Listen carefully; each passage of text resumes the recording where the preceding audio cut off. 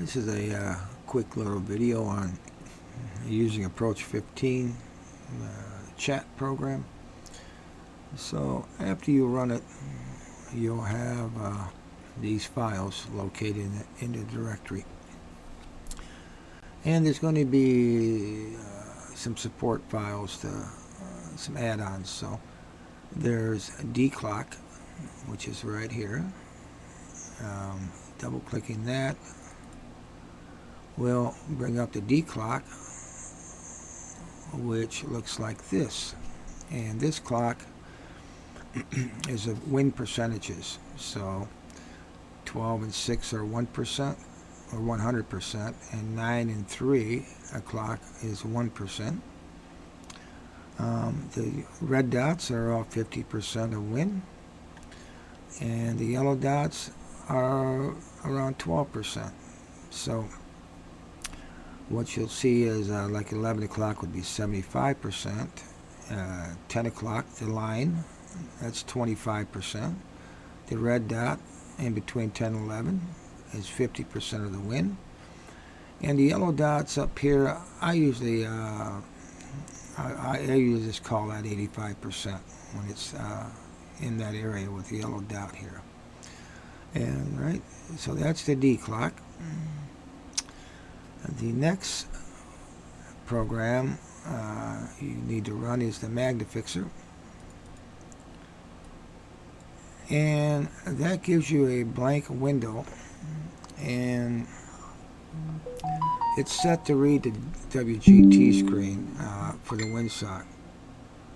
So when you position this on your screen and you have the WGT screen located, that's going to display the windsock in here, which you would move the clock over that window. So we'll go over that and I'll show you that.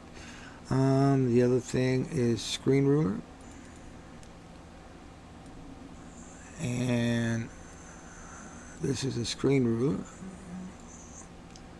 and that is what I use for measuring backspin applied on my golf ball shot. So, you know, instead of 90%, I would be putting in 0.25 centimeters, you know. And that way it's always consistent, but we'll run through those extra tools there that you see. And of course, the other program that the main application is Approach 15. That should be in the start menu. And is the program. Alright, so we'll run through it and play through a file and see. There's one other program here, and that is called the XN timer, which is a note timer. You double click that, and that gives you a stopwatch for timing your dot speed. And you'll see that under more, it's always on top, and the hotkeys is the letter X and the letter Z. So X will start and stop the timer, and Z will reset it. So we will show you that. We'll press the letter X, starts the timer, X stops it again. The letter Z on the keyboard will reset. So that's the other extra program associated with it. So we will run it through a test. So here we are at Torrey Pines, hole number 1. So the first thing we want to do is make sure we're on the correct course and hole over here at the course name IDs. So we'll click on that, and we'll just scroll down with the page down key until we get to Torrey Pines number 1. So it's important to have your course and hole set, right? Next thing, you see the Magnifixer window right here. You can put that anywhere you want to, but you need to move the WGT screen around and position it so that it's now reading the windsock over here, right? Now you can put the percentage clock, over your wind, right? And you got your X timer here, right? So now we'll key in 14 miles an hour of wind speed. We'll leave the other stuff blank there because we're not going to be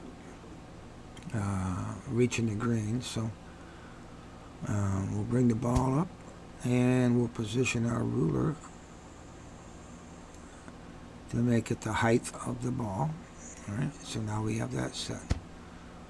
So now we're all set. So now we'll take our shot here. All right. And let me put that. One thing, I might change this to not always on top. So I'll check it. That way, my WGT screen will be on top of that timer, right? Alright, so we'll take our shot.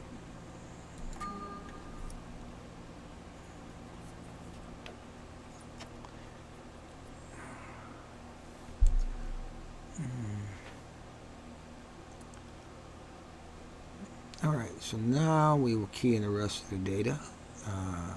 It's at 4 o'clock, so that's 25% because this is 1% at 3, 12% on the yellow marker, 25% at 4 o'clock, 50% red marker, 75%, 85%, and 100% at 6 o'clock. So we will key in 25%. Now we'll key in the flag distance at 137. No elevation. But this is a headwind. So right now the program has tailwind checked off. So we need to uncheck it. Now it knows it's a headwind. Alright, we hit the recalculate it button. And it will go through the database map files and it will find the first record that's greater than the pin distance here that we need. So in this case it's 144, right? If you didn't like that 8 iron, you could click on 9 iron and you'll see that it's now you need 108% at full backspin, right? Over here in this column, the AAM, that is the apex aim multiplier. So if you find that your clubs are either being too much on the grids to move or too less for your certain club, you can change this to a different percentage. One is 100%, which means use the full calculation of the grid calculation. So we'll go ahead and we'll take that 8 iron and click on it, move it, and it says to hit at 97% full back. So let's do that. We'll bring up the ball, full back, right? 2.59 grids. So we'll move that over. There's 1, 2, 2.5, right around there. All right. And we need to hit at 97% of this 8 iron. So let's try that.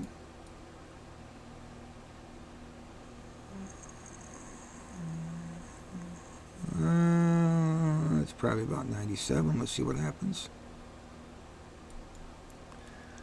And it was 97. And we didn't get a heartbeat. So what we're going to do is we're going to log this shot in now to the top tracer. So it's mapped. So it went 132. So we'll come down here into the blue. 132. No rollout. Full spin. 97%.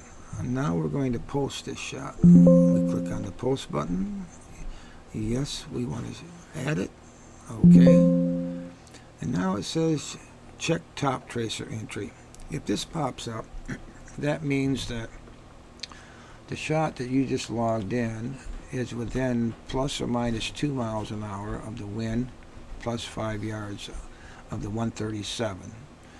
So what it's going to be, it's going to look 5 yards, so it's going to look from 132 to 142, right? We hit OK. So now we have that logged in, and we look at the distance, 132 versus 137. So we're 5 yards short, right? So now let's redo the shot, right? All the information's the same, and when we keyed this in, right, let's say we keyed everything in, 137 again, we got the same shot, 0, recalculate. This pops up, and it says, hey, you've got an entry from a previous game on this hole that shot of 3 mile an hour wind at that distance went 132 yards with that full backspin of 97. So you've got that mapped out on this hole, right? So we click OK. So we see this right away. We see 132 and 137. Those are the two numbers, right? Well, it's 5 yards short. So 97%. Let's take that 8-iron again, full back. But this time, let's hit it 100%. 2.5 grids, 1, 2, 2.5. And I might just go 2.5 because it looks like the green's rolling right to left, right?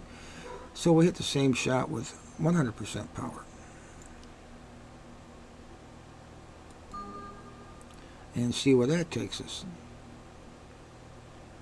As you play, you can log it in. So that was pretty good. I should have moved it a little bit left. But anyway, we'll log that one in now.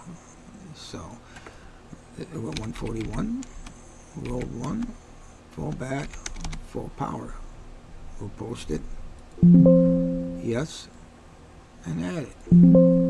Okay. So now you know that we'll retake the shot again. So now you're playing the same course again, same hole, same wind conditions. You go here and you recalculate. It comes in and finds these top tracer entries that you had previously within that range of wind and within 5 yards range. If you didn't want 5 and you want to narrow it down, you could key in a 3 here and click heartbeats, and now it's going to find everything within 3 yards range, which there is not. So we'll put it back to 5. Yep. So now we know that 137, we know that 142 is going to be too long at 100%, right? So right away you've got two choices, one, you could take the 8-iron again at 97% and hit less backspin, right? So we'll do that now. Take the 8-iron, but this time we're going to put, we'll move the dot. This is 0.5, right? 0.5 centimeters. This is 1 centimeter. So what I'm going to do is I'm going to put the spin in right away, 0.50. So I know, right? And so I got that set. I will 1, 2, 2.5, 9. But I'm going to, well, my grandkids are just over, so it's probably going to be a little noise. Let's see, where were we? All right, so we were going to shoot that 8-iron again, but we were taking less backspin off the ball. So, you know what, let's just use 0.75, right? And we will change that to 0.75. All right, now let's take this shot again and see at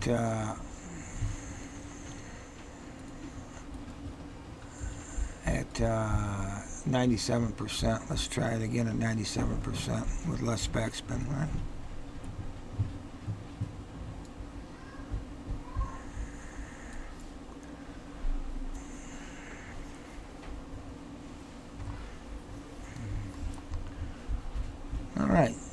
a little long, so we'll actually mark that in. And that was at 97%, so we'll post that shot. Boom, boom, boom. So now we're pretty close, right? So that shot with 75% went 141, so it went a tad long versus 137. So I think the correct backspin for this shot is going to be 0.5. So there's 0.5 centimeters on the ball right there, right? Because in between the two are 75. So now we'll do the same. 1, 2, 2.59, about like there. And we'll try 97% again, or try to hit 97%. And there you go. There's the heartbeat. So we'll see what happens. It went 138 and stopped. So we'll key that in. 138, didn't roll anything. We had 0.75% backspin, and we hit it 97% right here. So 0.75 is actually 75% of backspin. I use the ruler because next time the shot comes up, you know, I can quickly pull it down to the ruler marking instead of remembering where 75% is, right? So let's see, we got that 97. We'll post it.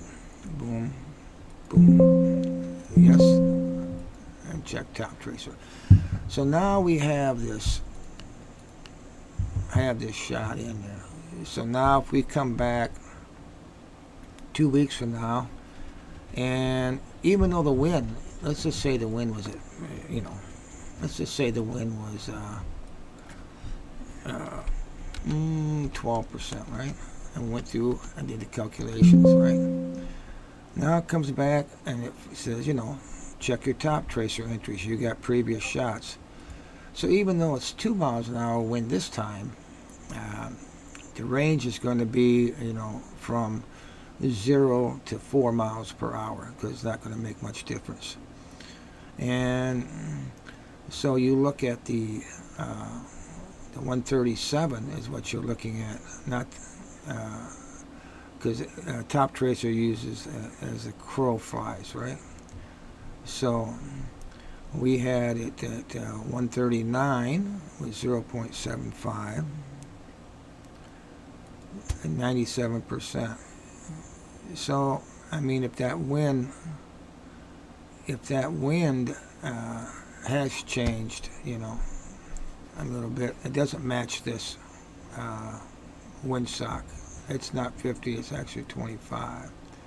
And it was, I mean, it's actually 25, but it was actually 13 and 14. So we'll key it in. And even though if you did have a different wind, if, you know, you could be within -2, +2 of the yards, right? So we had 0.75, which is 139.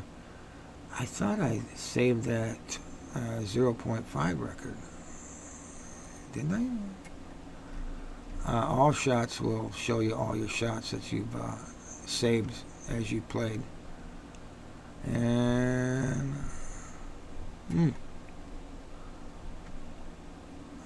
roll, spin. I wonder if I keyed that in wrong. Did I key that in wrong? You know what? With the grandkids there and stuff, sorry, I might have keyed that in wrong. I might have keyed in and 0.5 into the. No, I did that right. Yeah. So 139.97. You know, you would think that you would need to, and then you've got a headwind of 3 miles per hour. So you've got to take that into consideration too. You know, I mean, there's a 2-yard difference between 139 and 137 at 97%. 1, 2.5. We'll still take the shot at 97% again. Try to hit 97. And hit a tad late, but it's still going to be all right. So, I hit a tad late. That went 137, 136, and rolled back 1. So you're 1 yard short of the 137 here, right? But if you don't hit the ding, it's going to affect your yardage. If you hit early, if you hit late, and you recorded a late hit, and the next time you use a top tracer shot and you hit the ding, you might go a yard long, you might go a yard short. So it's going to get you into the ballpark, but it's good to try to hit the ding on every shot. So, and then on the putting, we can key that in 9.3 down 2.6. And for a 15 meter, it calculated 34%. Now, if you don't have the 15, 30, 60, 100, 150, 300 meter increments, you could key in under custom. You could key in your own meter. So if you had a 10 meter, you could put a 10 in there, and you'll be hitting it at 52%. So let's see what we got. So we got a little break. So we'll try that.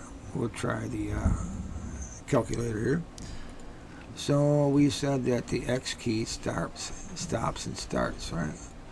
So as Babsilla says, we'll be looking at these dots right here, right?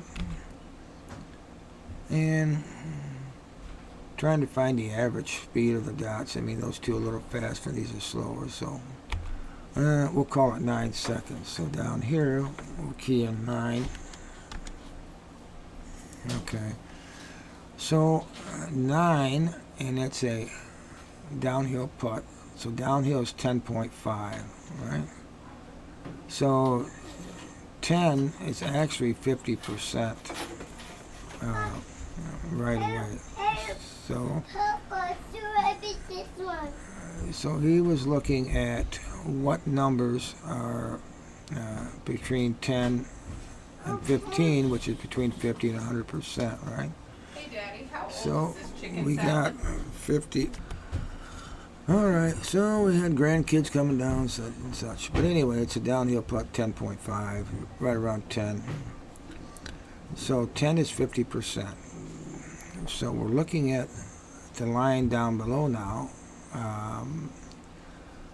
which over here is 52.8. So a little bit over a half a grid line, because if you remember in the video, that was 50%. So we're going a little bit more right here, because the next line of 50% is 52.89. So we'll try 52.89 at 34%.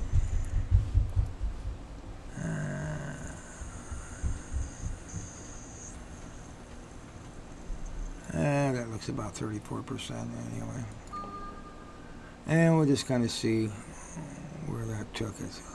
It's 15 meter, 34%. Let me do that again. Key that in right. 9.3 down 2.6 is 34. Oh, I hate that friggin' green bar down there. It's hard to see the damn thing. Hell, 34%. So there's about 35% right there. That damn green marker covering up my meter. So there's 35%. Okay. So that's how the putting thing works. It's not, you look at the whether it's uphill or downhill, you take the up downhill number 10.5, right? And then you look at over here 10 is 50%. Then you try to find the line number that's close to between the 50%. And then there's two lines. There's a 45 and then there's a 52.89. We went with the 52.89 1.89, which is just a little bit over half a grid, right?